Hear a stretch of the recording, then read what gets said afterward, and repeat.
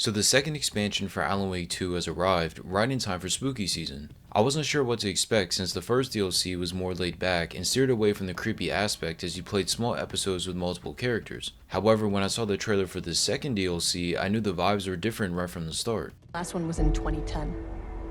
It's not exactly clockwork, but this town sees way more altered world events than most. You play as FBC agent Estevez as she investigates the Lakehouse, which is a research facility, after detecting a spike in paranormal activity in Cauldron Lake. Upon entering the building, it's apparent that this was more geared towards horror than the other DLC. Everything was dark and ominous, with the building being almost deserted and abandoned. Even as you explore each room and find secrets, everything in this place is a mess, with objects scattered or thrown all over each area.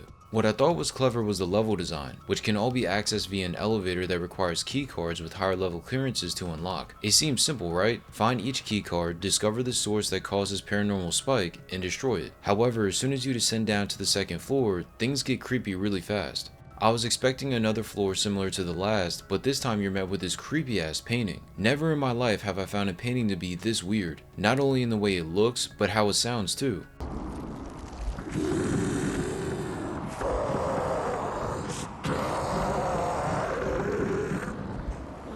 And you have multiple sequences involving this painting, with each time adding a sense of terror that fits this game perfectly. Just like Control and the base game for Alan Wake 2, this expansion tells a lot of its story within the files, notes, and collectibles, forcing you to read or else you're going to miss out on what's going on. While trying to understand the situation, you're still met with Taken that spawn in different rooms and areas. I liked how the gameplay was still the same, but they added a new enemy type that was really annoying. They're these alien looking enemies that cause me so much pain. You first encounter them when exploring the second floor and they seemingly pop out of nowhere. If you're like me, then you're gonna try blasting these things with your gun, but those don't work, so you're forced to run. But wait, I'm sure you guessed it, you eventually get a gun to kill these things. Even when you do, they still suck. The gun kills them fast, but too many times I'd walk around corners or they would jump out from behind tight areas or doors and grab me instantly, causing massive damage. I thought that maybe it would be like Resident Evil 2 where you could walk slowly past their spawn points so they wouldn't appear, but that wasn't the case. On the other hand, to me it seemed that the sprinting only made things worse as they would spawn faster than normal when I did that.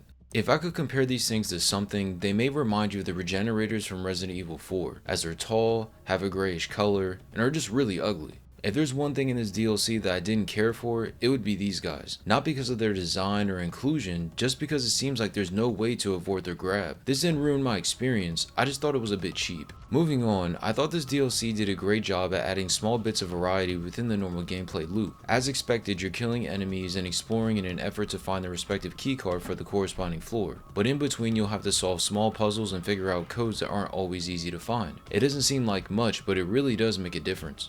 In regards to the special weapon I mentioned earlier, I actually thought this was really cool. Based on its design, it looked like it was something ripped right out of COD Zombies or Men in Black. By simply holding a button, you could release a charged shot and kill those regenerator things. This sort of weapon reminded me of the type of guns in Control, as those were a bit more dynamic than the normal everyday weapons we use in Alan Wake. I would love to see more of these cool futuristic weapons in future Remedy games for sure, especially with us battling these supernatural forces. I think the payoff for reading all the files and notes was definitely worth it. There's a boss fight at the end, but if you didn't understand the story, then it's just going to feel like another enemy. Having the knowledge of what's going on helps to add more emotion and consequence to an already tension-filled situation. The fight itself is a little tricky as you fight the enemy, who has been corrupted, while fighting some regenerators. I'd be lying if I said I didn't die a couple times, because it took me a handful of tries to get through. Either way, this boss fight was really fun. I do have to admit, it is worth to explore every nook and cranny of this lake house, as there's tons of collectibles, resources, and secrets to find. One notable secret may be setting some stuff up for Control 2. I won't elaborate too much on what that is, but if you've played this, then you know exactly what I'm talking about. Regardless, looking around will help you find everything you need in order to survive the waves of Taken and Regenerators.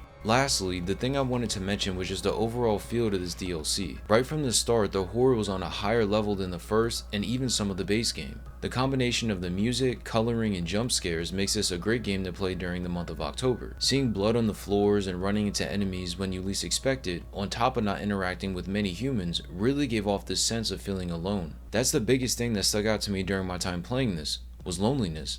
You enter the lake house with a team, but once you're inside, it's just you. Nobody is there to help you stop the supernatural threat, and that within itself is horrifying. Imagine you're inside this building with these creepy entities that could kill you at any second, and you can't even call anybody for help. That's insane. but that's what makes this DLC so worth it. Overall, I'd say the Lakehouse expansion is leaps and bounds better than the first DLC. I still think the first one is worth playing through though, but when comparing the two, there is no competition. Everything in this DLC aligns with what I think of when playing Alan Wake 2. The vibes matched perfectly and created a horrific yet exciting experience that was short, but still full of content. If anything, this game made me more excited for Control 2. So to put this simply, I would highly recommend this DLC, especially if you enjoyed the base game of Alan Wake 2. Even though this isn't long in terms of length, this feels like you're getting your money's worth. This is one of those expansions that you'll want to play every time you do a fresh playthrough of Alan Wake 2. It just fits in so nicely. If you played Alan Wake 2's Lakehouse expansion, what did you think about it? Let me know in the comment section below, and if you enjoyed this video, feel free to watch one of my other reviews right here.